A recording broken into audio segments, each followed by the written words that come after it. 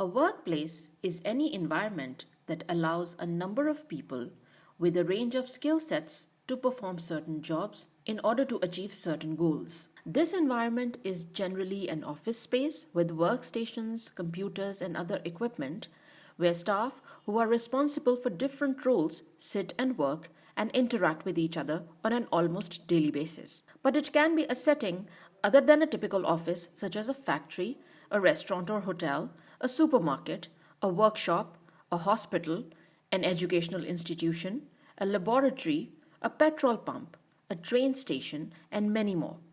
Thus, any place that caters to paid employees working towards achieving an objective is a workplace. Considering that the world has gone digital in recent times, now your home can be your workplace as well. Working from home has become a norm, thanks to the global pandemic that has witnessed a surge in digital communication for office workers. Whether this trend will be more popular in the next few years or will it die down with the world opening up again is yet to be seen. But one thing is clear, that whether we indulge in digital communication or in-person interaction, each type has its own principles to ensure that communication is smooth and effective at the end of the day. Before we move on to explore the various types of communication that takes place in a workplace setting, we must understand that communication isn't just words in the spoken or written form. It can be non-verbal as well. Now, what does that refer to? Nonverbal communication is about communicating through body movements such as hand gestures or nodding or shaking the head, and facial expressions which include smiling, frowning, or blinking.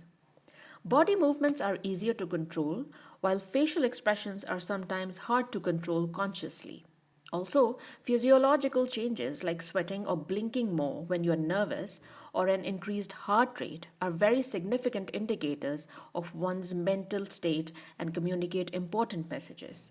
Interestingly, facial expressions such as fear, anger, excitement, or annoyance are the same throughout the world and play a key role in establishing human bonding even when you don't understand each other's spoken language. This is often witnessed when we are traveling to other places. Then comes your posture, which means the way you stand or sit, whether your arms are crossed, which at times is considered rude by some people.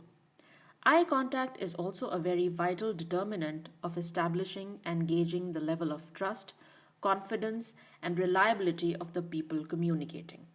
Then the various aspects of your voice, such as pitch, tone, and the speed of speaking, also matter a lot.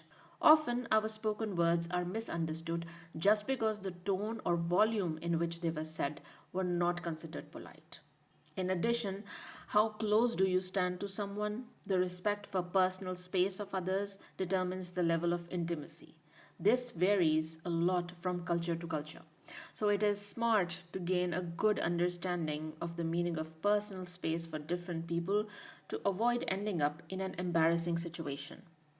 Now let's move on to the different types of workplace communication along with their verbal and non-verbal share.